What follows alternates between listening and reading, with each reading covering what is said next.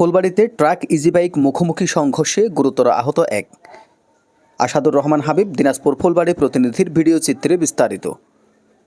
দিনাজপুরে ফুলবাড়ীতে ট্রাক ও ইজিবাইকের মুখোমুখি সংঘর্ষে একজন ইজিবাইক চালক গুরুতর আহত হয়েছেন। ২৭ জুলাই রোববার দুপুর ২টায় গোবিন্দগঞ্জ আঞ্চলিক মহাসড়কের আদর্শ কলেজ সংলগ্ন মসজিদের সামনে এই দুর্ঘটনাটি ঘটে।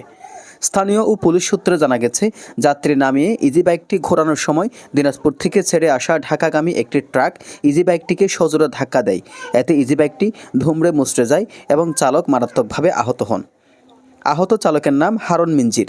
তিনি দিনাজপুর কোতোয়ালি থানার উত্তর শেখপুরা বালুবাড়ি এলাকার মোহাম্মদ তালু মিঞ্জিরের ছেলে। স্থানীয়রা দ্রুত আহত হারুন মিঞ্জিরকে উদ্ধার করে ফুলবাড়ী উপজেলা স্বাস্থ্য কমপ্লেক্সে নিয়ে গেলে সেখান থেকে তার অবস্থার অবনতি হওয়ায় দিনাজপুর মেডিকেল কলেজ হাসপাতালে রেফার করা হয়।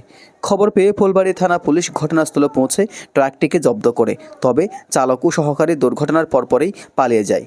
বিষয়টি নিয়ে যোগাযোগ করা হলে ফুলবাড়ী থানার এসআই জুলফিকার আলী জানান, ট্রাক মালিক পক্ষ আহত ব্যক্তির চিকিৎসার ব্যয় বহনের আশ্বাস দিয়েছে এবং চিকিৎসা শেষে তারা বিষয়টিকে দেখবে বলেও জানিয়েছেন। দুর্ঘটনার পর এলাকা জুড়ে উৎকণ্ঠা বিরাজ করছে। আহত চালকের দ্রুত সুস্থতা কামনা করছেন এলাকাবাসী। এজান নিজামুদ্দিন, ডেস্ক রিপোর্ট।